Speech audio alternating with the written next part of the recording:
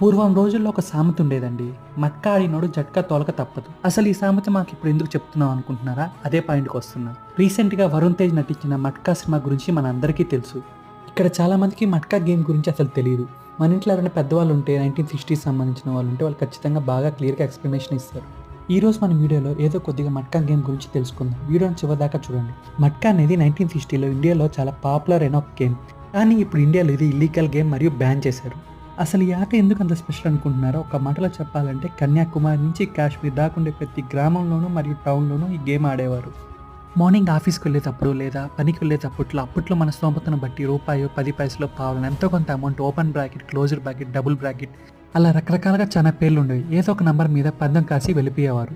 మళ్ళీ తిరిగి ఆఫీస్ నుంచో లేదో పని నుంచో ఇంటికి వెళ్ళేటప్పుడు మనం పందెం కాసిన నంబర్ కనుక మనకి వస్తే మనం పెట్టిన అమౌంట్ మీద 10 times ఎక్కువ మనీ ఇస్తారు. అప్పట్లోనే ఈ గేమ్కి చాలామంది ఎడిక్ట్ అయ్యి చాలామంది తమ జీవితం